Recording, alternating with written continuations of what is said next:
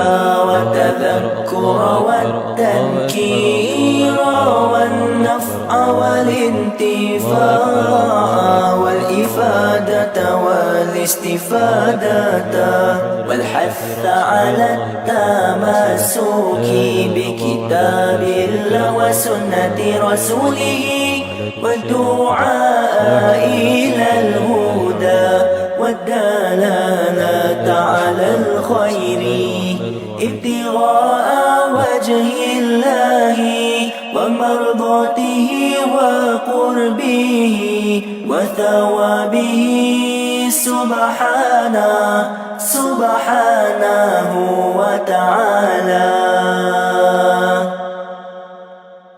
نويت التعلم والتعليم والتذكر والتذكير والنفع والانتفاع والإفادة والاستفادة والحث على التمسك بكتاب الله وسنة رسوله والدعاء إلى الهدى والدلالة على الخير ابتغاء وجه الله ومرضاته وقربه وثوابه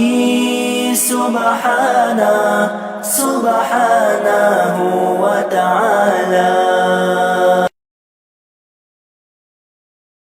نويت التعلم والتعليم والتذكر والتذكير والنفع والانتفاع والإفادة والاستفادة والحث على التمسك بكتاب الله وسنة رسوله والدعاء إلى الهدى والدلالة على الخير ابتغاء وجه الله ومرضاته وقربه وثوابه سبحانه وتعالى. نويت التعلم والتعليم والتذكر والتذكير والنفع والانتفاع والإفادة والاستفادة والحث على التمسك بكتاب الله وسنة رسوله والدعاء إلى الهدى والدلالة على الخير ابتغاء وجه الله ومرضاته وقربه وثوابه سبحانه وتعالى. نويت التعلم والتعليم والتذكر والتذكير والنفع والانتفاع والإفادة والاستفادة والحث على التمسك بكتاب الله وسنة رسوله والدعاء إلى الهدى والدلالة على الخير ابتغاء وجه الله ومرضاته وقربه وثوابه سبحانه وتعالى. نويت التعلم والتعليم والتذكر والتذكير والنفع والانتفاع والإفادة والاستفادة والحث على التمسك بكتاب الله وسنة رسوله والدعاء إلى الهدى والدلالة على الخير ابتغاء وجه الله ومرضاته وقربه وثوابه سبحانه وتعالى. نويت التعلم والتعليم والتذكر والتذكير والنفع والانتفاع والإفادة والاستفادة والحث على التمسك بكتاب الله وسنة رسوله والدعاء إلى الهدى والدلالة على الخير ابتغاء وجه الله ومرضاته وقربه وثوابه سبحانه وتعالى. نويت التعلم والتعليم والتذكر والتذكير والنفع والانتفاع والإفادة والاستفادة والحث على التمسك بكتاب الله وسنة رسوله والدعاء إلى الهدى والدلالة على الخير ابتغاء وجه الله ومرضاته وقربه وثوابه سبحانه وتعالى. نويت التعلم والتعليم والتذكر والتذكير والنفع والانتفاع والإفادة والاستفادة والحث على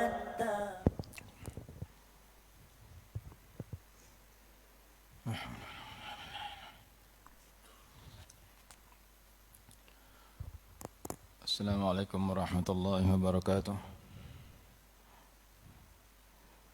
أعوذ بالله من الشيطان الرجيم. بسم الله الرحمن الرحيم.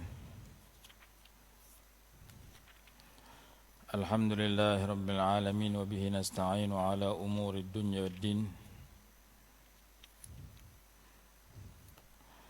والصلاة والسلام على سيدنا ومولانا محمد أشرف الأنبياء والمرسلين وعلى آله وصحبه أجمعين.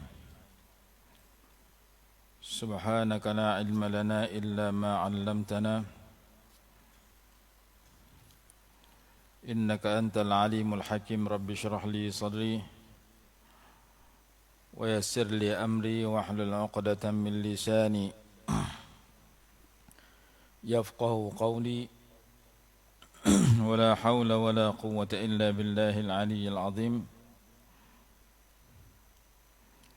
أما بعد. Ini kita baca salah satu ayat yang berkaitan dengan at-tawakkul, yaitu ayat 159 dalam surah Ali Imran. Ayat 159 surah Ali Imran. Allah Subhanahu wa taala berfirman, A'udzu billahi minasy syaithanir rajim. Bismillahirrahmanirrahim. فبما رحمة من الله لنت لهم ولو كنت فظا غليظ القلب لانفضوا من حولك فاعف عنهم واستغفر لهم وشاورهم في الأمر فإذا عزمت فتوكل على الله إن الله يحب المتوكلين.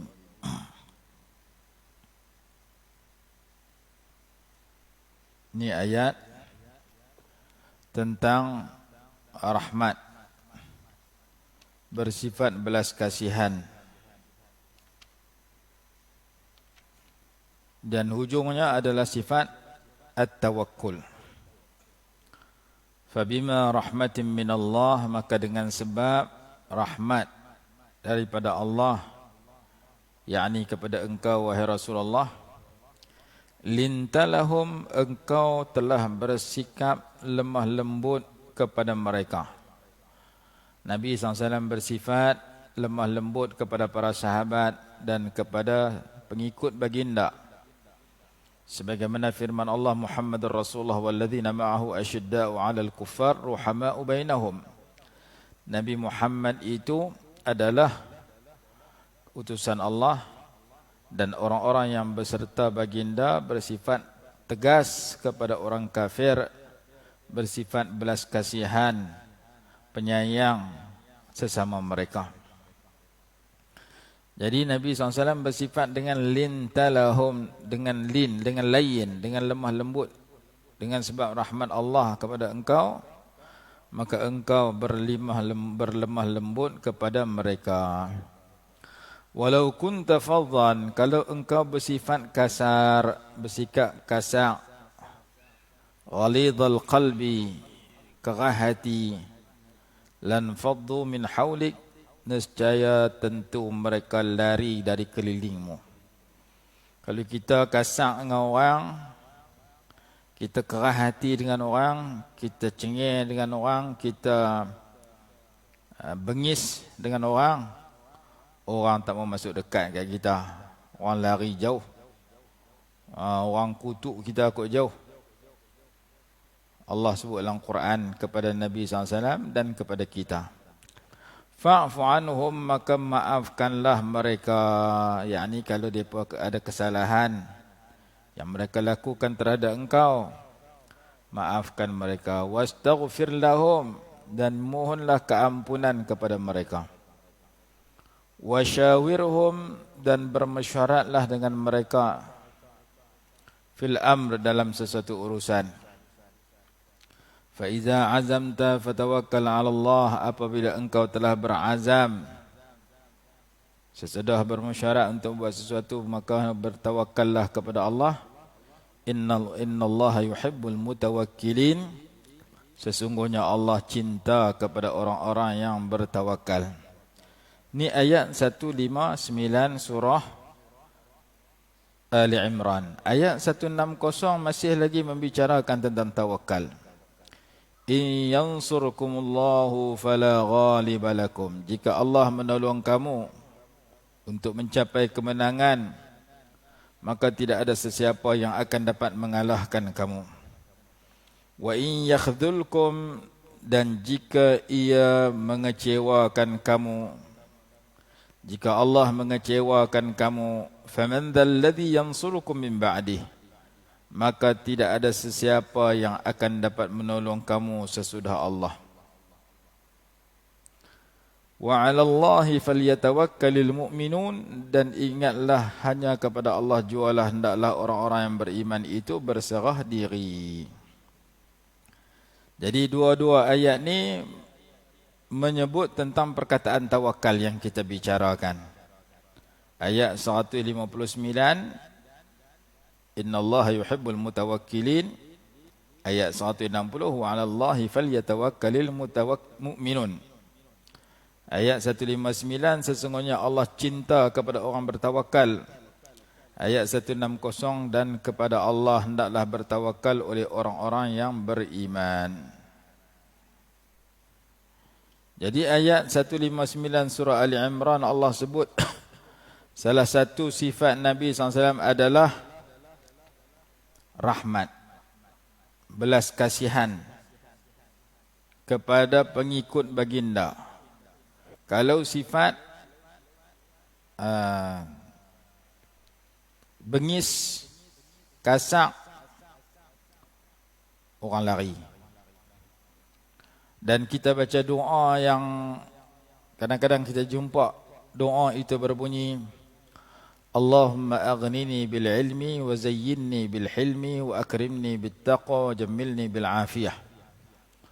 Allahumma aghnini bil ilmi, ya Allah ya Tuhanku, kayakan daku dengan ilmu. Bagi aku dapat ilmu yang banyak. Wa zayyinni bil hilmi, dan hiaskan aku dengan lemah lembut, sifat tak kasar, sifat tak bengis, sifat tak cengih telajak, tidak orang cabut dan orang benci dan kutuk kita. Wa akrimni bit taqwa, dan muliakan daku dengan bertakwa. Wa jammilni bil afiyah, dan cantikkan daku dengan sihat wal afiat. Minta 4 perkara dalam doa itu. Aghnini bil ilmi, uzayyinni bil hilmi. Perkayakan aku dengan ilmu dan hiaskan aku dengan lemah lembut, sopan santun, tak cepat pongah. Itu nama dia hilmu, al-hilmu. Ada kitab dibahas oleh ulama, al-hilmu fil Qur'ani was sunnah. Sifat lemah lembut di dalam Al-Quran dan Sunnah.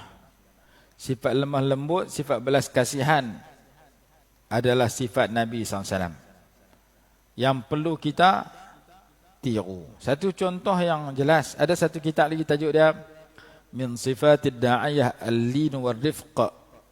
Antara sifat orang yang nak mengajak orang kepada kebaikan itu, hendaklah berlemah lembut dan belas kasihan. Satu contoh dalam hadis riwayat Imam Bukhari, seorang Arab kampung masuk kencing di tengah masjid. Masuk dalam masjid, dia kencing tengah masjid. Dia biasa kencing kat kampung. Orang kampung tak kenal jamban. Main Masjid Nabawi, kencing tengah masjid. Maka para sahabat bangkit berdiri, nak pi sakiti dia. Para sahabat bangkit berdiri nak pi katok dah. Korang ajak ni dia ni, main kencing tengah masjid. Masjid zaman tu tak ada kapet, kencing atas tanah. Masa mereka nak pi ligan dia, Nabi SAW halang. Nabi SAW kata, da'uhu wa ariqu ala baulihi sajlan min ma' atau dhanuban min ma' fa innama bu'istum muyassirin wa lam tub'asu mu'assirin. Biarkan dia kencing perhabis. Jurui atas tempat dia kencing itu satu timba ayak. Kamu diutuskan untuk mempermudahkan dan tidak diutuskan untuk menyusahkan.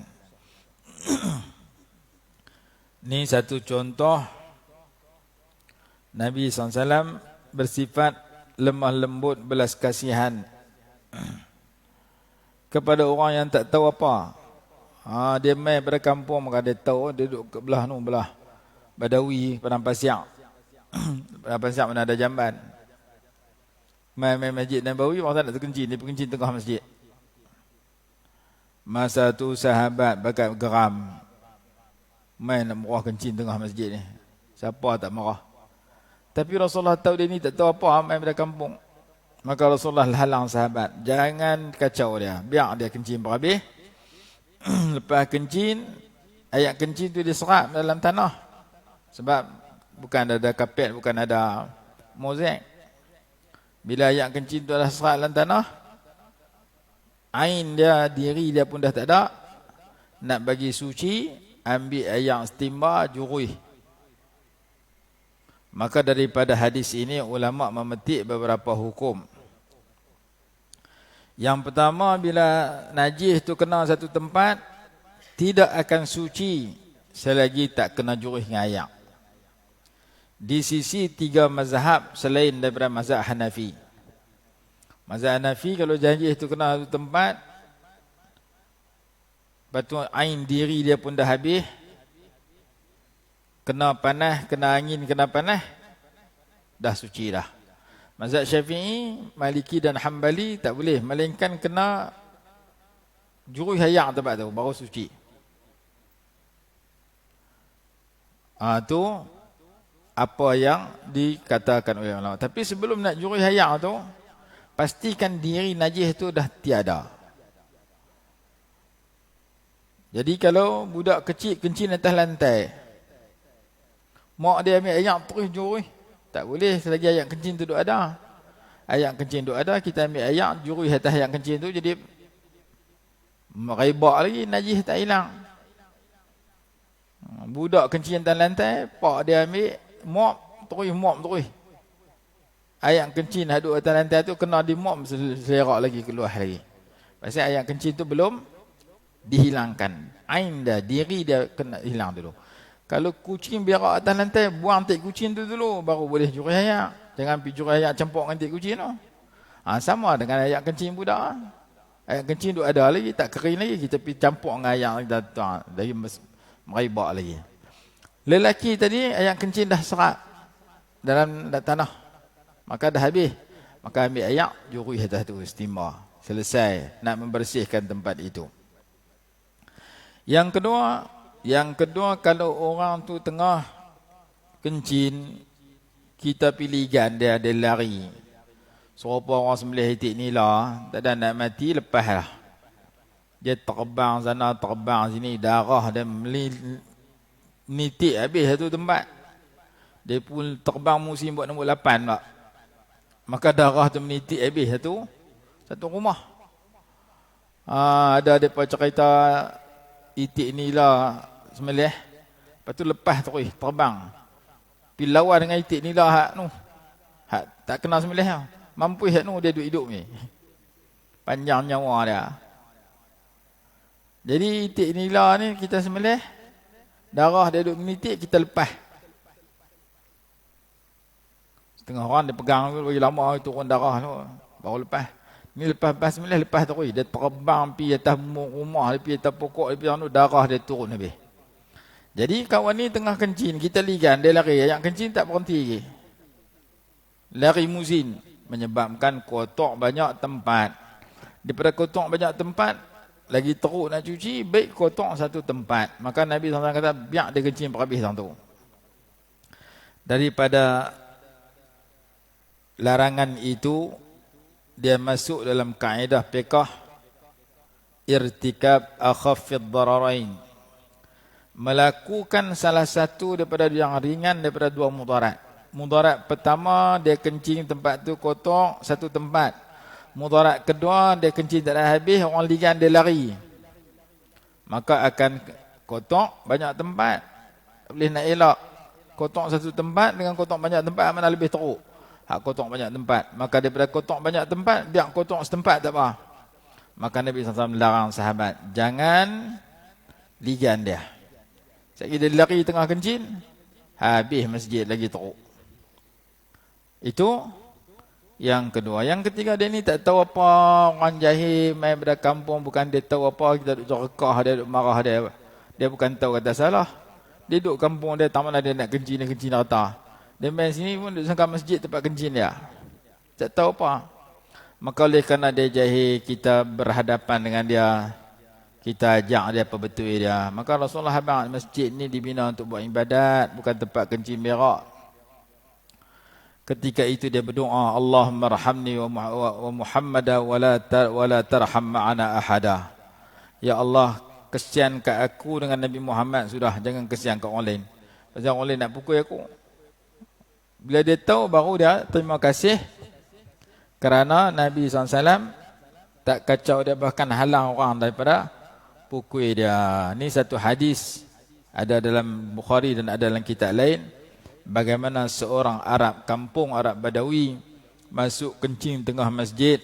Sahabat nak ligan dia, nak menyakiti dia, Nabi SAW halang, tak sah, biar dia jurui satu timba ayak. Kamu diutus untuk mempermudahkan orang, bukan menyusahkan orang. Jadi pergaulan kita dengan orang, bila kita hias diri kita dengan sifat suka pemarah.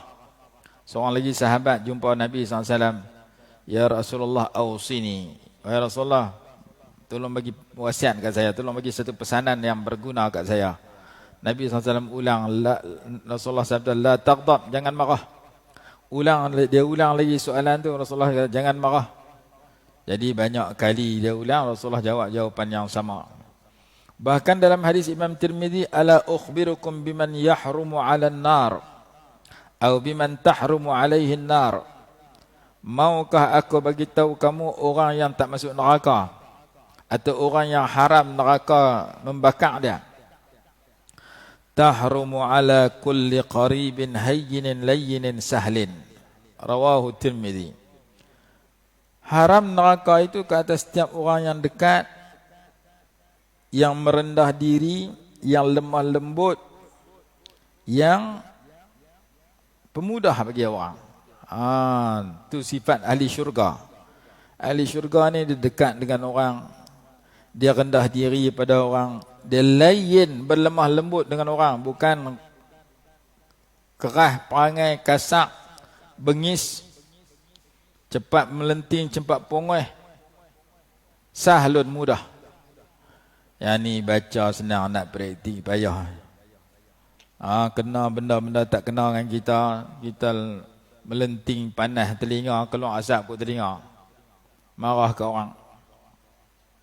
Dalam Quran kata wal kadhiminal ghaiz, orang yang menahan marah.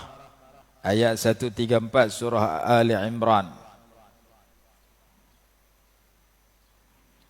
Itu di antara ayat yang menceritakan tentang sifat tersebut. Maka ayat 159 kita baca tadi, Allah mula dengan ayat itu. Fabima rahmatin minallah lintalahum, dengan sebab rahmat daripada Allah engkau berlembut dengan mereka. Walau kunta fadhan, kalau engkau kasar, ghalidhal qalbi, kerah hati, lan faddu min haulik, pasti mereka lari dan menjauhi engkau. Fa'fu anhum, maka maafkanlah mereka. Wastaghfir lahum, minta Allah ampun dosa mereka. Wasyawirhum fil amr, dan bermesyuaratlah mereka dalam satu urusan. Fa idza azamta fatawakkal 'ala Allah, innallaha yuhibbul mutawakkilin. Bila kamu berazam, hendaklah kamu bertawakal pada Allah. Sesungguhnya Allah cinta kepada orang yang bertawakal. Ada lagi cerita orang yang belas kasihan kepada anjing masuk syurga. Tambah kasihan kepada orang, lagi bagus. Dia jalan tengah padang pasir, dia jalan tengah satu kawasan, dia jumpa telaga lapang air. Hadis ini menyebut, bainama rajulun yamshi bi tariqin ishtadda alaihi al-'atash. Ketika seorang lelaki berjalan di jalan, dia amat dahaga. Fawajada bi'ran, dia jumpa satu telaga, dia turun dalam telaga tu, dia minum air. Kemudian dia naik. Tiba-tiba dia melihat seekor anjing sedang menjilat tanah kerana terlalu dahaga. Lalu dia kata, anjing ini ditimpa dahaga seperti apa yang aku kena rasa tadi. Laqad balagha hadzal kalba min al-'atash mislu alladhi kana balagha minni. Lalu dia turun dalam telaga, dia penuhkan kasut dia, dia tokak kasut tu dengan mulut dia naik atas bagi anjing tu minum. Allah berterima kasih kepadanya, Allah ampunkan dosanya. Sahabat bertanya, ya Rasulullah, wa inna lana fil bahaimi ajra? Adakah kita dapat pahala kerana bagi makan binatang? Nabi SAW jawab, fi kulli kabidin ratbatin ajrun. Bagi setiap makhluk yang ada hati yang hidup, manusia atau binatang, dapat pahala. Jadi ni cerita kesian kat binatang. Anjing pula tu boleh masuk syurga, dapat pahala. Tambah kesian kat orang. Itu salah satu cerita. Ada satu cerita di zaman Sayyidina Umar radhiyallahu anhu ketika dia menjadi khalifah. seorang governor. Governor ni menteri besar. Sayyidina Umar Perdana Menteri. Dia lantik menteri besar di negeri-negeri tertentu. Satu masa seorang amil, seorang governor ataupun seorang menteri besar masuk jumpa Sayyidina Umar radhiyallahu anhu. Sayyidina Umar sedang tidur telentang. Anak dia masih kecil, seorang dua, duk main atas perut dia. Maka governor tu tak bagi. Menteri besar tu kata, tak sah duk main atas perut pak kamu tu. Pak dia Perdana Menteri. Maka Sayyidina Umar tanya dia, kaifa anta ma'a ahlik? Bagaimana kamu dengan ahli kamu? Bagaimana kamu dengan keluarga kamu? Wahai Menteri besar. Menteri besar aku. Ini Perdana Menteri tanya Menteri besar. Khalifah tanya governor. Jawab oleh Menteri besar tadi, Iza dakhaltu sakatan natiqu. Bila aku masuk dalam rumah, pakat diam habis hidup cakap. Aku dengan ahli aku, dengan orang bawahan aku, bila tengah duduk bersembang, aku masuk hanya diam. Maka Sayyidina Umar kata kat dia, hang berhenti bang, aku pecat hang. Hang tak boleh pegang jawatan sebagai menteri besar. Hang tak boleh tadbir orang. Pasal hang tak ada belah kasihan kepada ahli keluarga engkau, kepada anak engkau. Bagaimana engkau nak kasihan kepada umat Rasulullah SAW? Hang tadbir dalam rumah tempat hang pun hang tak boleh nak kawai dah. Hang duk tadbir orang cengih tak ketahuan. Orang tengah sembang jadi diam pasal hang lalu. Pasal hang cengih tak ada ruang langsung kat depa nak melawak dengan hang, dengan anak hang, dengan bini hang. Kalau bini hang dengan anak hang pun tak respect kepada kelaku hang, macam mana hang nak kesian kat rakyat? Kalau kat bini hang dengan anak hang pun hang tak kesian. Depa tengah bersembang laju-laju hang lalu depa diam. Arti hang ni cengih terlajak kat bini hang dengan anak hang. Kalau anak bini hang pun hang tadbir tak ketahuan hala, macam mana hang nak tadbir orang ramai? Hang berhenti. Sayyidina Umar pecat dia terus daripada pegang jawatan pasal dia jadi menteri besar yang tak sesuai. Kerana anak bini dia pun dia tadbir tak betul. Lagu mana nak tadbir orang ramai. Lalu dia jawab, dia merasa jawapan dia tu Sayyidina Umar suka. Kaifa anta ma'a ahlik? Lagu mana sikap hang dengan pasal dia pergi marah kat anak Sayyidina Umar duk main dengan pak dia. Anak dia kecil, budak kecil duk main dengan pak biasa. Budak kecil umur setahun 2 tahun duk main dengan pak pun lemah lembut dengan anak dia, tak cengih anak pun boleh masuk naik atas belakang cucu Rasulullah, naik atas belakang Rasulullah. Jadi Rasulullah SAW dengan cucu, dengan anak, dengan cucu sayang, anak sayang. Cucu sayang kat Tok Wan, anak sayang kat pak. Pasal ayah yang penyayang dengan anak dia. Tiba-tiba kawan ni pergi tak bagi. Bila tanya, hang duduk di rumah jadi lagu mana? Saya duduk di rumah, kalau saya masuk dalam rumah, diam habis. Iza dakhaltu sakatan natiqu. Kalau saya lalu, mereka tengah sembang pun terberhenti. Sayyidina Umar kata, hang berhenti. Hang tak usah jadi menteri besar aku. Pasal hang tak kesian kepada keluarga hang, tak ada lemah lembut dengan anak bini hang. Dengan orang bawah tadbir, hang tadbir 2-3 orang tu pun hang tak ada lemah lembut dengan mereka. Hang cengih, hang lalu pun dia diam. Macam mana hang nak kesian kepada umat Rasulullah? Hang jadi menteri besar, hang nak kesian kepada satu negeri hang. Lagi tak kena. Pasal 3-4 orang pun hang tak kesian. Hang kena berhenti. Sayyidina Umar pecat dia terus. Pasal Sayyidina Umar tahu, kalau tadbir 2-3 orang pun tak kena cara, takbir 200-300 ribu masyarakat lagi tak kena cara. Maka Sayyidina Umar radhiyallahu anhu terkenal dengan cengih dan kasar, orang takut. Tapi ada ketika Sayyidina Umar berlemah lembut dengan orang bawahan dia. Satu masa bini dia duduk beletiak.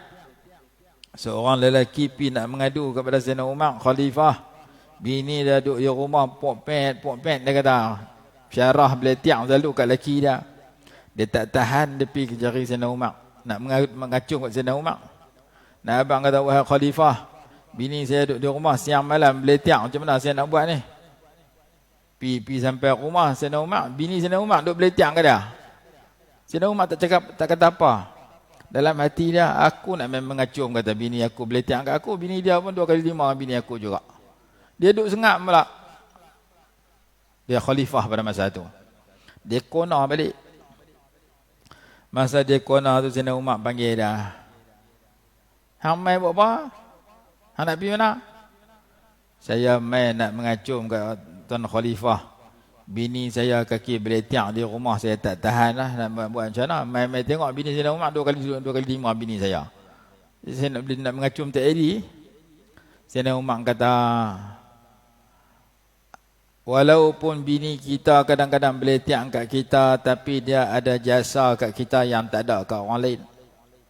Dia tukang masak makanan kita, dia tukang basuh baju kita, dia tukang mengandung anak kita, dia tukang menyusu anak kita. Dan dia menyelamatkan kita daripada perkara haram, daripada terjerumus kepada benda zina dan sebagainya. Jadi kalau dia beletiak lama-lama sekali, sabarlah Sat, kerana dikenangkan kepada jasa-jasanya yang lain yang tidak boleh diberi oleh orang lain. Yang duduk basuh, duduk masak nasi, masak lauk kat kita, dia. Kita kalau masak nasi lauk tak jadi tak elok. Sebab orang jantan bukan reti masak kan. Yang tukang basuh baju kita, dia. Yang tukang setrika baju kita, dia. Kita kalau setrika, kalau reduk tu tak hilang pun tembui. Pasal terbakar, tak arti orang jantan ni. Yang tukang mengandung anak kita, dia. Yang tukang melahirkan anak kita, dia. Yang tukang menyusu anak kita, dia. Dan dia menyelamatkan kita daripada zina. Maka kalau dia menyakitkan hati kita lama-lama sekali, kita sabar bisa mengenang kepada jasa yang begitu banyak. Itu pesan Sayyidina Umar kepada lelaki itu, dan kenyataan itu disebut dalam sebahagian kitab. Sayyidina Umar yang tegas di luar dengan masyarakat, dengan orang-orang buat salah, tapi dengan anak dia boleh main dengan dia. Dan dia marah kat gubernur dia. Hang ni kalau jumpa ahli hang, depa diam terus, mana hang ni cengih tak kena tempat.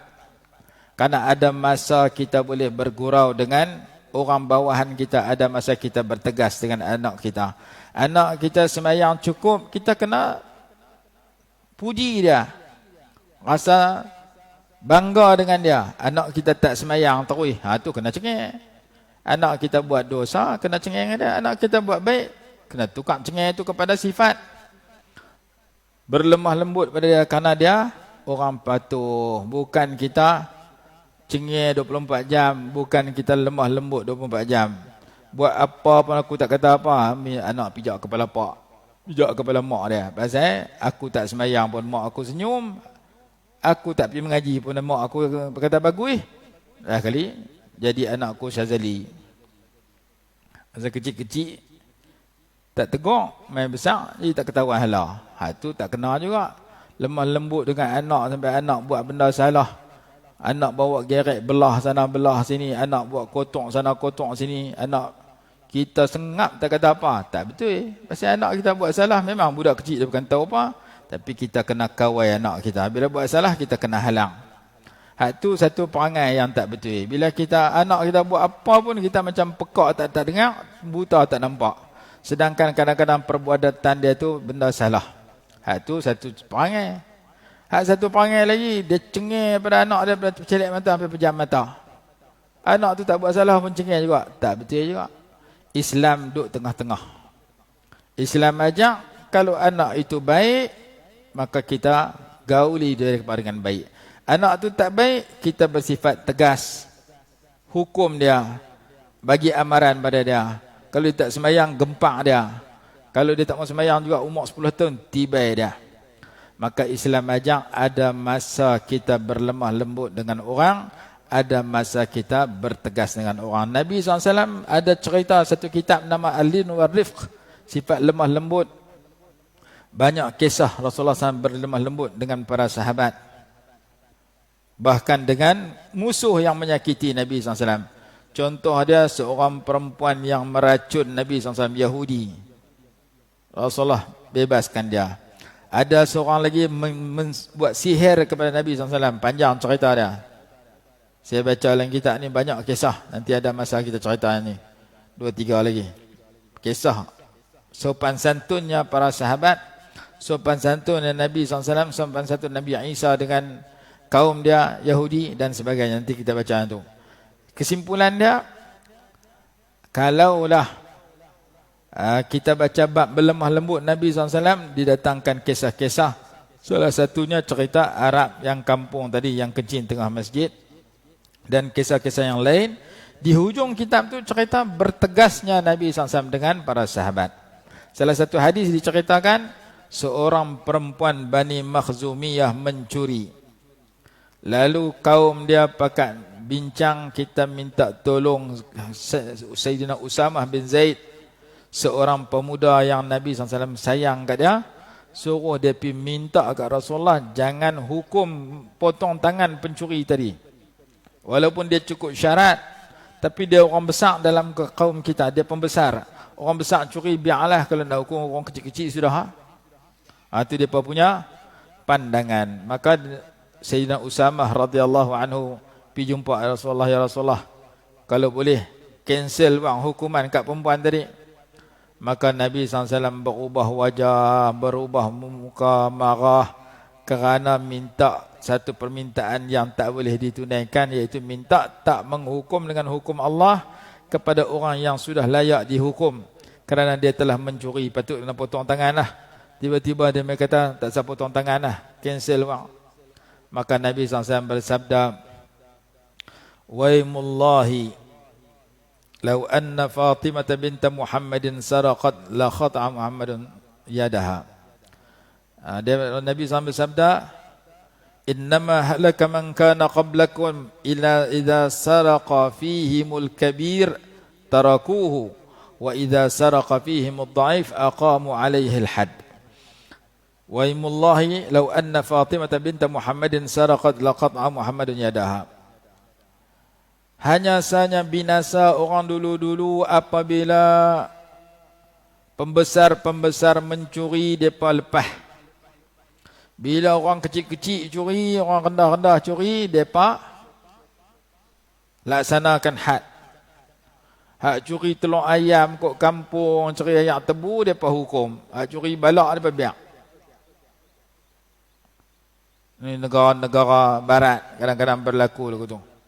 Orang hak curi bilion-bilion ringgit terlepas, orang hak curi 20-30 ringgit kena. Nabi SAW pesan dalam hadis, binasanya umat-umat dulu kerana orang-orang besar buat salah, tutup, lepas. Orang kecil-kecil buat salah, rakyat biasa buat salah, kena hukum. Demi Allah, kalau anak aku Fatimah mencuri, aku akan potong tangan dia. Maka Nabi SAW ajak dalam hadis itu, perempuan yang mencuri itu walaupun dia pembesar, tapi dia orang buat salah dan cukup syarat, aku akan hukum dia. Nabi SAW marah kepada orang yang tak mau melaksanakan hukum Allah. Kita di kalangan manusia pun kadang-kadang tak berasa berat hukum Allah Ta'ala. Orang tak ikut hukum Allah, tak semayang, kita tak kata apa. Anak kita tak semayang. Orang tak tutup aurat, tak kata apa. Orang tak mau ikut hukum Allah, tak berasa salah, tak berasa tak elok. Kalau orang curi, kita kata tak sadut hukum lah, curi tu kesian kat dia curi. Pasal curi rumah orang. Mencuri rumah kita kata tak sah, nak kerat tangan nak dia mencuri rumah kamu, tak sah kerat tangan, kita kata kerat tengkok tu. Pasal mencuri rumah aku. Kalau curilah rumah kita marah. Curilah rumah orang, kita tak kata apa. Jadi orang dulu-dulu menghukum dengan berat kepada orang biasa yang mencuri. Orang besar-besar mereka biar curi, biar pilah, buat salah apa biar pilah, tak kenal kat aku. Maka Islam mengajar selama mana orang tak ikut hukum Allah, tak kira siapa, kita kena perbetul bagi kena sesuai dengan hukum Allah. Dalam surah Ali Imran Allah berfirman, "Wa man lam yahkum bima anzalallah fa ulaika humuz zalimun." Siapa tidak menghukum dengan hukum Allah, mereka itu orang zalim. Itu dalam surah Al-Maidah. Surah Ali Imran, surah Al-Maidah. "Wa man lam yahkum bima anzalallah fa ulaika humul fasiqun." Ayat lain kata orang fasik. Dan dalam surah Hud Allah berfirman, "Wala tarkanu ilal ladzina zalamu fatamassakumun nar." Jangan kamu cenderung kepada orang zalim. Kalau kamu cenderung ke orang zalim, kamu akan dibakar api neraka. Cenderung mana kita berkenan hati ke orang buat zalim. Kita suka